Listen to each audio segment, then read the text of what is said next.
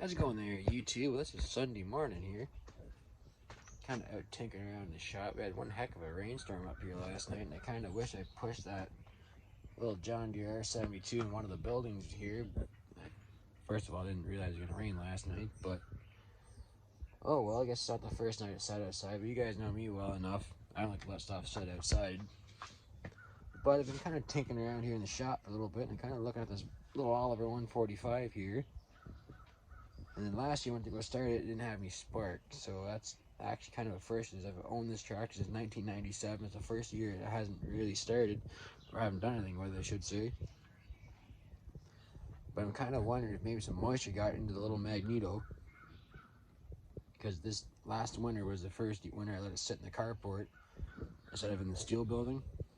So don't know if maybe some moisture got into the points in the magneto and kind of corrode them up a little bit, because I'm not getting any spark. So anyway, I'm gonna flip this phone around and we'll show you guys what I got going on here. There is, this is a pretty familiar little unit to the YouTube channel here. It hasn't really been on here in a while. My little Oliver 145. Now with these Burge and Stratton engines, the vertical ones, there's a little magneto, but it's back and behind the flywheel. So you see the spark plug wire here is right here. And it comes down behind the air cleaner and behind the carburetor, but it goes, the magneto's back in here behind the flywheel, so it's a big job to get those points cleaned up. I'm not really looking to take the whole tractor apart to do that, but yet I remember even myself and my grandfather were always very careful with this tractor to not have to do that job, not to take it apart and get the points cleaned up. Because this one has a drive shaft. It's shaft driven. You guys might be able to see down there, the rag joint there. Come back in here. Come back here, that's a drive shaft right there. It goes into the rear end. This opens up, but I've got tarps and a bunch of other stuff on the back seat there, so yeah, so it's kind of a big job to pull that out of there. I don't really feel like doing it, but I do want it to run. So there's maybe a future project on here for the channel, and this has been a great little tractor. I've never had any problems with it since me and Grandpa restored it. It was 97, that's 24 some odd years ago. It is due for some work now. I would like to respray it too at some point. It is an older job, but the problem is I haven't really done a whole heck of a lot with it here in the last 3 or 4 years, so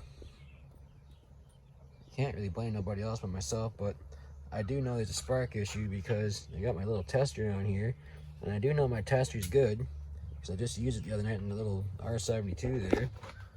I'll show you out of gear, but you'll see here.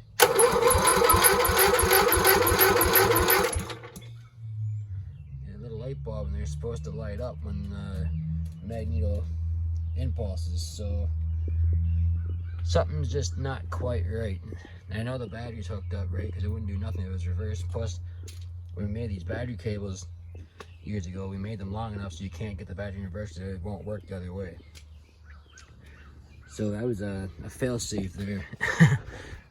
Yeah, these little engines, it's a great little tractor. I mean, it runs, when it does run, it runs flawlessly. I've never had any issues with it until right now. So I think maybe this summer, I'm gonna go at this one a little bit and get it tuned back up, because I do want it to work. In other news here, I was out here tinkering with this W4 for a bit yesterday afternoon. I painted up the pre-cleaner cap I got from Rick at Ontario Vintage Tractor yesterday. Go over and check his channel out if you haven't already. Kind of a funny story behind that air breather cap. It used to be his rain cover for his exhaust pipe on his little Alice Chalmers CA he used to plow snow with.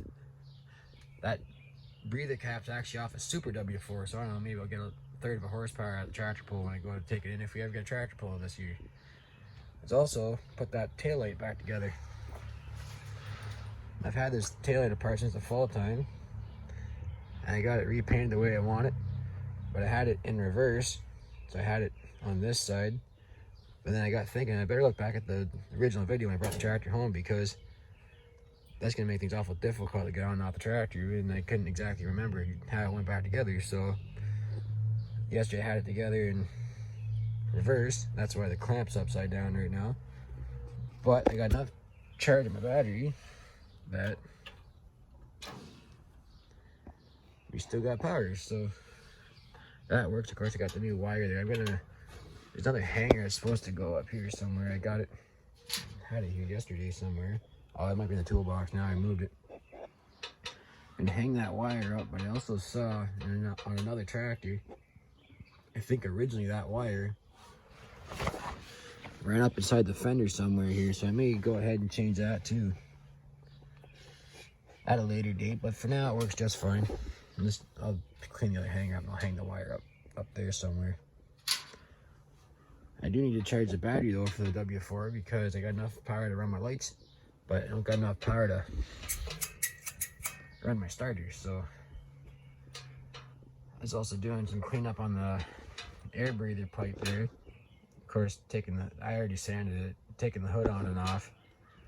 I scratched it there a little bit, but that's okay. That's an easy fix. So I just set that breather cap on top. I haven't shoved it down in there just yet. It was still wet yesterday, and of course, I'm kind of glad I did because I didn't realize it was gonna rain yesterday.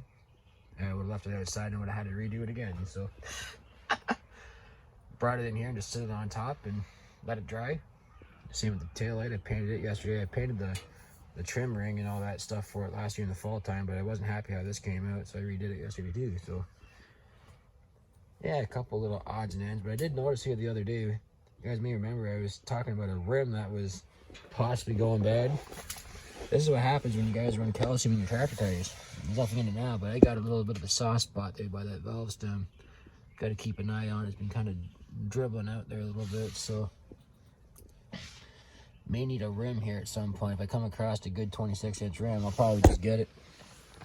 Or if anyone's got one around, I'll grab it. I do need to switch this tire out too because it's got cracks, obviously. Still holds air, doesn't leak or anything, but I want to have a match set. But of course, I got other plans this year, so oh well. Maybe we'll go at that heart part a little bit next time, and want to do some degreasing, get it cleaned up, and do some paint work on it too. So there's little odd jobs coming up, even though I'm not going to really go anywhere with the tractor this year, but you know, there's always at-home jobs you can do. Well, that's about all I got for you guys right now. If you guys like this video, as always, please comment, rate, subscribe. If you're interested in helping us out at the Georgian Bay Steam Show Club with the donation, unfortunately cannot provide a receipt. We do greatly appreciate anything you guys can help us out with.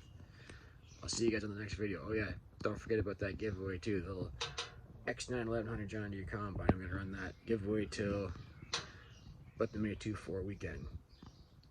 So good luck to everybody, and we'll pick out a winner here soon enough. Thanks for watching.